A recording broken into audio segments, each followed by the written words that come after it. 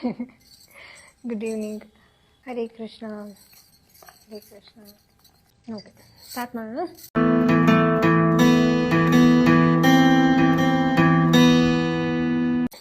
ಶ್ಲೋಕ 25.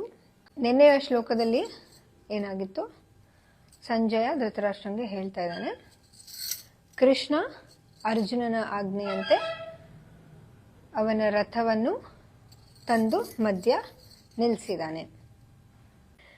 ಭೀಷ್ಮ ದ್ರೋಣ ಪ್ರಮುಖತಃ ಸರ್ವೇಷಾಂ ಚ ಮಹೀಕ್ಷಿತಾಂ ಉವಾಚ ಪಾರ್ಥ ಪಶ್ಯೇತಾನ್ ಸಮವೇತಾನ್ ಕುರುನಿತಿ. ಅರ್ಥ ಆಯ್ತಾ? ಇನ್ನೊಂದ್ಸಲ ಹೇಳ, ಅರ್ಥ ನೋಡೋಣ. ಭೀಷ್ಮ ದ್ರೋಣ ಪ್ರಮುಖತಃ, ಭೀಷ್ಮ ಪಿತಾಮಹ ಭೀಷ್ಮ, ದ್ರೋಣ ಆಚಾರ್ಯ ದ್ರೋಣ, ಪ್ರಮುಖತಃ ಮುಂದೆ, ಸರ್ವೇಷಾಂ ಎಲ್ಲರ, ಅಂದರೆ ಭೀಷ್ಮ ದ್ರೋಣ ಎಲ್ಲರ ಮುಂದೆ ತಗೊಬಂದು ರಥನ ನಿಲ್ಲಿಸ್ತಾರೆ. ಯಾರು? ಕೃಷ್ಣ. ಪಾರ್ಥ ಪೃಥೆಯ ಪುತ್ರನೇ. ಸೊ ಇಲ್ಲಿ ಪೃಥೆ ಅಂದರೆ ಕುಂತಿ, ಪಶ್ಯ ಅಂದರೆ ನೋಡು ಅಂತ, ಪಶ್ಯನ್, ತೃಣನ್ ಇದೆಲ್ಲ ಸಂಸ್ಕೃತ್ ವರ್ಡ್. ಪಶ್ಯನ್ ಅಂದರೆ ನೋಡು ಅಂತ. ಏತಾನ್ ಇವರೆಲ್ಲರನ್ನು, ಸಮವೇತಾನ್ ನೆರೆದ, ಸೊ ಇಲ್ಲಿರುವ, ಸಮವೇತ ಅಂದರೆ ಇಲ್ಲಿರುವ, ಕುರುನ್ ಕುರುಕುಲದ ಸದಸ್ಯರಾದ. ಏನು ಹೇಳ್ತಾ ಇದ್ದಾರೆ ಇಲ್ಲಿ ಅಂದರೆ, ಭೀಷ್ಮ ದ್ರೋಣ ಮತ್ತು ಜಗತ್ತಿನ ಇತರ ರಾಜರ ಸಮ್ಮುಖದಲ್ಲಿ ಭಗವಂತನು ಪಾರ್ಥ ಇಲ್ಲಿ ನೆರೆದಿರುವ ಎಲ್ಲ ಕುರು ವಂಶದವರನ್ನು ನೋಡು ಎಂದನು. ಸೊ ಇಲ್ಲಿ ಕೃಷ್ಣ ಅರ್ಜುನನಿಗೆ ಹೇಳ್ತಾ ಇರೋದು. ಸೊ ತಗೊಂಬಂದು ರಥನ ನಿಲ್ಲಿಸ್ಬಿಟ್ಟು, ನೋಡು ಇಲ್ಲಿ ಕುರು ವಂಶದವರು, ಸೊ ಕುರು ವಂಶದವರು ನಿಂತಿರೋದನ್ನ ನೋಡು ಅಂತ ಹೇಳ್ತಾ ಇದ್ದಾನೆ. ಬಟ್ ಇದರ ಒಳ ಅರ್ಥ ತಿಳ್ಕೊಳ್ಳೋಣ, ಇನ್ನರ್ ಮೀನಿಂಗ್ ಏನು ಹೇಳ್ತಾ ಇದ್ದಾರೆ ಅಂತ. ಕೃಷ್ಣನು ಪಾರ್ಥನ ಮನಸ್ಸಿನ ವ್ಯಾಪಾರಗಳನ್ನು ಅರ್ಥ ಮಾಡಿಕೊಳ್ಳಬಲ್ಲವನಾಗಿದ್ದ. ಇಲ್ಲಿ ಋಷಿಕೇಶ ಎನ್ನುವ ಪದವನ್ನು ಬಳಸಿರುವ ಆತನಿಗೆ ಎಲ್ಲವೂ ತಿಳಿದಿತ್ತು ಎನ್ನುವುದನ್ನು ಸೂಚಿಸುತ್ತದೆ. ಪಾರ್ಥ ಎಂದರೆ ಪೃಥ ಅಥವಾ ಕುಂತಿಯ ಮಗ. ಸೊ ಇಲ್ಲಿ ಪಾರ್ಥ, ಹೇ ಪಾರ್ಥ, ಕೆಂಗಣಿನಿಂದ ಕೆಕ್ಕರಿಸಿ ನನ್ನನ್ನು ಗೆಲ್ಲಲಾರೆ. ನೋಡಿದಿರಲ್ಲ ಬಬ್ರುವ. ಸೊ ಇಲ್ಲಿ ಪಾರ್ಥ ಅಂದ್ರೆ ಅರ್ಜುನ.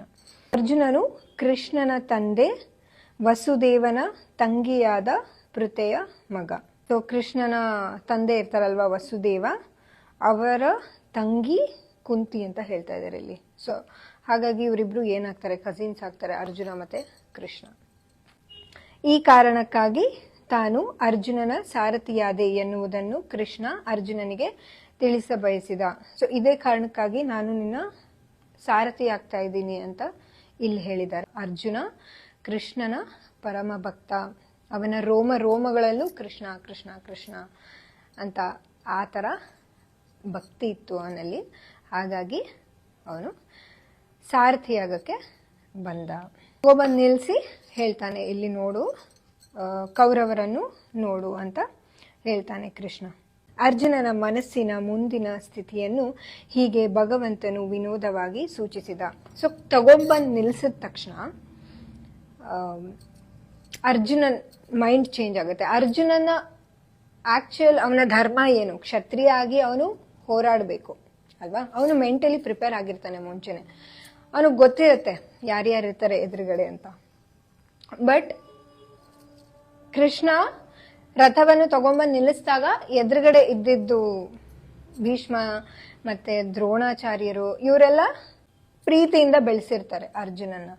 ಸೊ ನಿಮ್ಮ ಪ್ರೀತಿ ಪಾತ್ರರು ಎದುರುಗಡೆ ಇದ್ದಾರೆ, ಅವ್ರ ಜೊತೆ ನೀವು ಯುದ್ಧ ಮಾಡಬೇಕು ಅಂತ ಅಂದಾಗ, ಎದುರು ಬದ್ರ ಆದಾಗ ನಿಮಗೆ ಆ ಫೀಲಿಂಗ್, ಆಕ್ಚುಯಲ್ ಫೀಲಿಂಗ್ ಬರುತ್ತೆ. ನೀವು ಮೆಂಟಲಿ ಎಷ್ಟೇ ಪ್ರಿಪೇರ್ ಆಗಿರ್ಬೋದು, ಈಗ ಒಂದು ಸ್ಟೇಜ್ ಮೇಲೆ ಕರೆದು ಬಂದು ಮಾತಾಡಿ ಅಂತ ಹೇಳಿದಾಗ ನೀವು ಎಷ್ಟು ಪ್ರಿಪೇರ್ ಆಗಿರ್ತೀರಾ, ಆ ಸ್ಟೇಜ್ ಫಿಯರ್ ಅನ್ನೋದಿರುತ್ತಲ್ಲ, ಹೋಗಿ ನಿಂತು ಆ ಜನನ ನೋಡಿದ ತಕ್ಷಣ ಏನೋ ಒಂದು ನಡುಕ. ಹಾಗೆ ಇಲ್ಲಿ ಅರ್ಜುನಂಗೂ ಆಯ್ತು. ಎಲ್ಲ ಮೆಂಟಲಿ ಪ್ರಿಪೇರ್ ಆಗಿದ್ದ, ನಂಗೆ ಗೊತ್ತು ನನ್ನವ್ರ ಜೊತೆನೆ ಹೋರಾಡಬೇಕು ನಾನು ಅಂತ ಬಂದು ನಿಂತಿದ್ದಾರೆ. ಮಧ್ಯ ತಗೊಬಂದು ನಿಲ್ಲಿಸಿ ಎದುರು ಬದ್ರ ಆದ ತಕ್ಷಣ ಅವನಿಗೆ ಮನಸ್ಸಲ್ಲಿ ಕಳವಳ, ಇವ್ರ ಜೊತೆ ನಾನು ಯುದ್ಧ ಬೇಕಾ ನನಗೆ ಅಂತ ಅನ್ಕೋತಾನೆ. ಸೊ ಈ ನಡತೆ ಕೃಷ್ಣನ್ಗೆ ಇಷ್ಟ ಆಗಲಿಲ್ಲ. ಸೊ ಕ್ಷತ್ರಿಯಾಗಿ ಈ ತರ ಮಾಡ್ತಾ ಇದ್ದಾನೆ ಅಂತ ಹೇಳ್ತಾ ಇದ್ದಾರೆ ಇಲ್ಲಿ. ಈ ಶ್ಲೋಕನ ಹೇಗೆ ನಮ್ಮ ಜೀವನದಲ್ಲಿ ಅಳವಡಿಸ್ಕೊಬಹುದು ಅಂತ ನೋಡೋಣ. ಸೊ ನಮ್ಮ ಜೀವನದಲ್ಲಿ ಕಷ್ಟ ಸುಖಗಳು ಎಲ್ಲ ಇರತ್ತೆ ಅಲ್ವಾ. ಈಗ ಕಷ್ಟ ಬಂದ ತಕ್ಷಣ ಓಡೋಗೋದು, ಪ್ರಾಬ್ಲಮ್ ಬಂದಿರತ್ತೆ, ಅದನ್ನ ಫೇಸ್ ಮಾಡಕ್ಕೆ ಹೆದರ್ಕೊಳ್ದೆ ಓಡೋಗ್ತಾರಲ್ಲ, ಆ ತರ ಮಾಡಬಾರ್ದು. ನಿಂತ್ಕೊಂಡು ನೀವು ಅದನ್ನ ಫೇಸ್ ಮಾಡ್ಬೇಕು. ಆವಾಗ ನಿಮ್ಗೆ ಗೊತ್ತಾಗುತ್ತೆ ವಾಸ್ತವ ಏನು ಅಂತ ಅರ್ಥ ಆಗುತ್ತೆ. ಆವಾಗ ಎಂತ ಪ್ರಶ್ನೆಗಳು ಹುಟ್ಟುತ್ತೆ ಅಂದ್ರೆ, ನಾವ್ ಯಾರು, ನಮ್ಗೆ ಯಾಕೆ ದೇವ್ರಿಗೆ ಕಷ್ಟ ಕೊಡ್ತಾ ಇದ್ದಾನೆ, ದೇವ್ರು ಯಾರು. ಸೊ ಈ ತರ ಆಲೋಚನೆಗಳು ನಿಮ್ಗೆ ಬರುತ್ತೆ. ಹಾಗಾಗಿ ನೀವು ಒಂದ್ ಕಷ್ಟ ಬಂತು ಅಂದ್ರೆ ಹೆದರ್ಕೊಂಡು ಓಡೋಗ್ಬಾರ್ದು. ನಿಂತು ಏನಾಗಿದೆ, ಸೊ ಅದನ್ನ ಹೇಗ್ ಸಾಲ್ವ್ ಮಾಡಬೇಕು ಅನ್ನೋ ಬುದ್ಧಿ, ಜ್ಞಾನ, ಧೈರ್ಯ ನಿಮ್ಮಲ್ಲಿ ಇರಬೇಕು.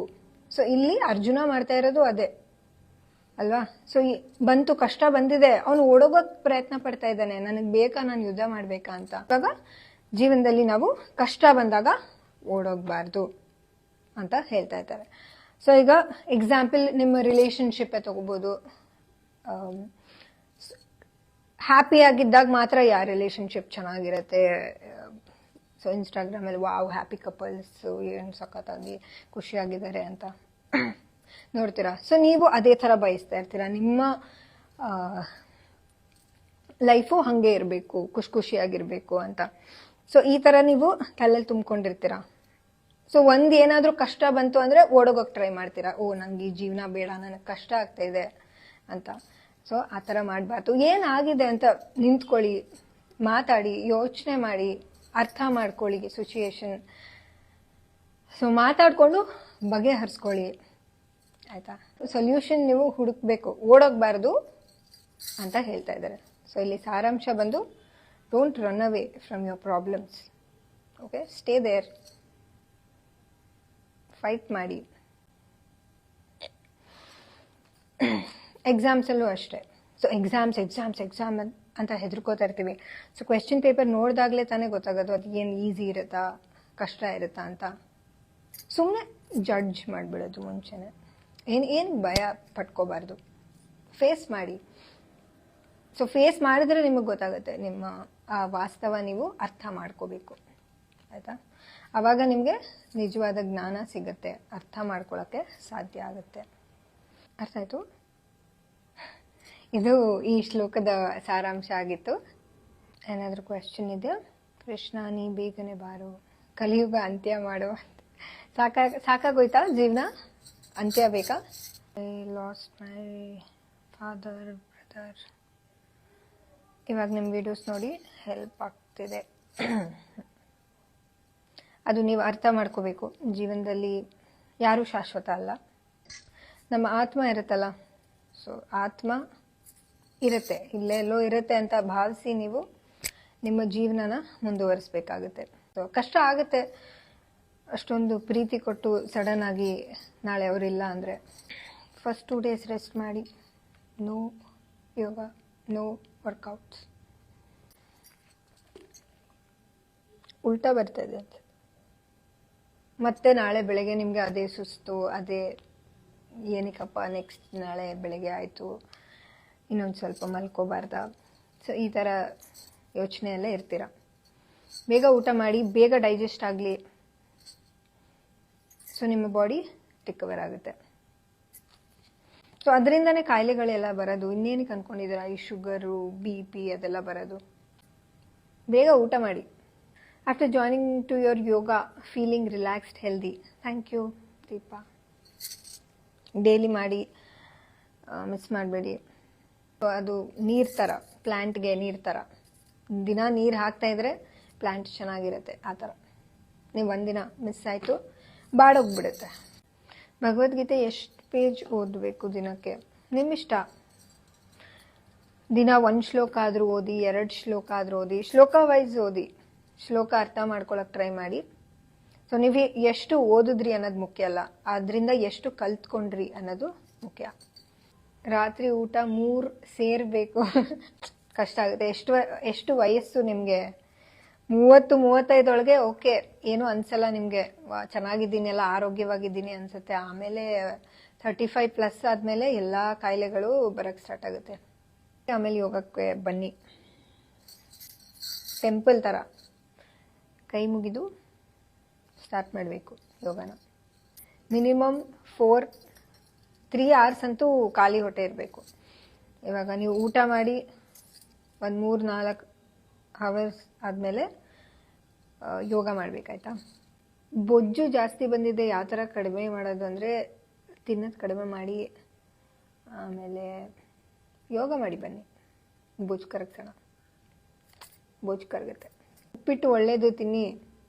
ಎಲ್ಲರೂ ಆರಾಮಿದ್ದೀರಿ? ಶಿವಮೊಗ್ಗ ಫ್ಯಾನ್ಸ್, ಶಿವಮೊಗ್ಗದವ್ರು ತುಂಬ ಇದ್ದಾರೆ ನಂಗೆ ಗೊತ್ತು. ಶಿವಮೊಗ್ಗ ಜೋಗ್ ಜಲಪಾತ. Thank you so much. ಮತ್ತೆ ಸಿಗೋಣ. ಹರೇ ಕೃಷ್ಣ. ಹರಿ ಓಂ ಹರಿ ಓಂ ಹರಿ ಓಂ. Good night Veeksha. ಚಂದ ಮಲ್ಕೋಬೇಕು, ಊಟ ಮಾಡಿ ಮಲ್ಕೋಬೇಕು. ಚಂದ ಮಾಮ ಕಾಣಿಸ್ತಾ ಇದ್ದಾಗ ನನ್ನ ನೋಡ್ಬಿಟ್ಟು ಮಲ್ಕೋಬೇಕು. Thank you guys. Bye bye.